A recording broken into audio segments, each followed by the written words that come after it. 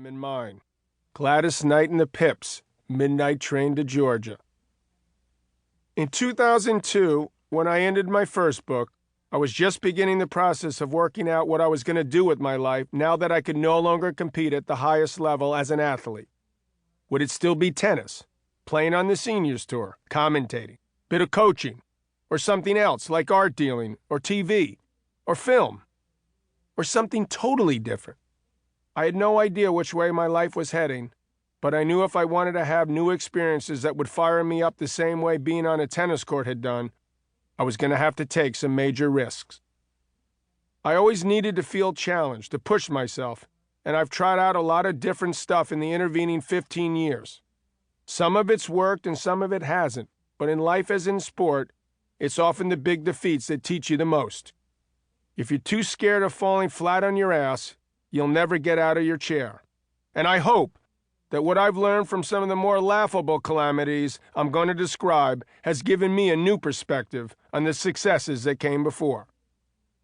That's why this second book is going to be much more than a chronological record of everything that's happened to me since the last one came out. The same way a tennis match alternates between service games and having to wait on the baseline preparing yourself for what your opponent might throw at you, I'm going to intercut a straightforward account of my life as it's unfolded with stories about the past experiences that made me the person I am today. Hopefully, over the past few years, I've made some progress in grudgingly figuring out how to become a better person. And I'm now known for more than just hitting a tennis ball and getting upset and yelling at linesmen and umpires. But I'll leave that for you to judge. Either way, I'll be dropping so many names in this book it'll make your head spin. Only kidding. Sort of. And the first of those names is my wife's. I've been with the singer Patti Smythe since 1994.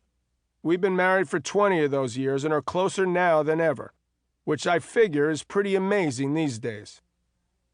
Patti's done so many incredible things for me, not least loving and helping me try to bring up our 6 kids, 3 of them from my first marriage.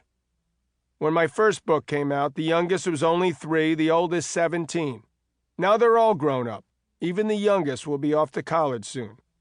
We've had some ups and downs between the good times, the same as any family does, but at a point where Patti and I are going to be seeing even more of each other, the fact that I'm looking forward to that is a testament to how much we have in common.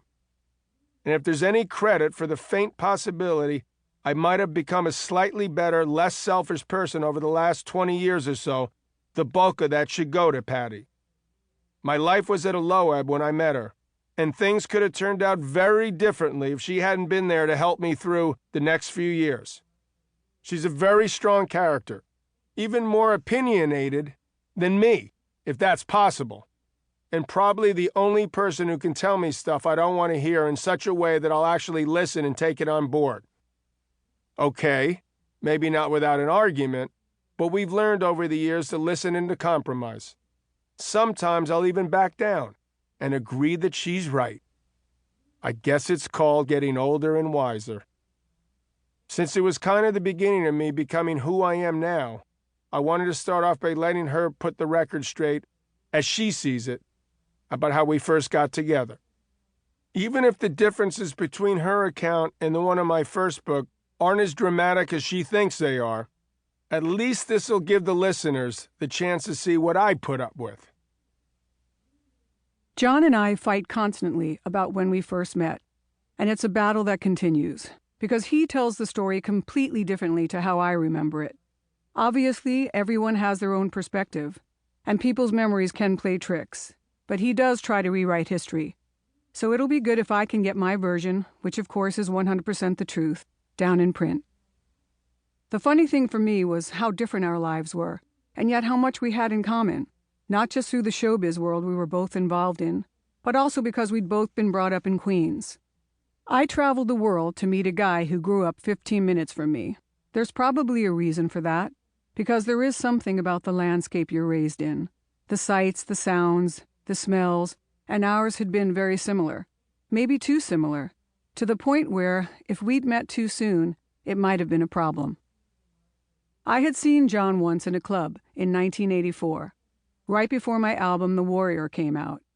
Tina Turner was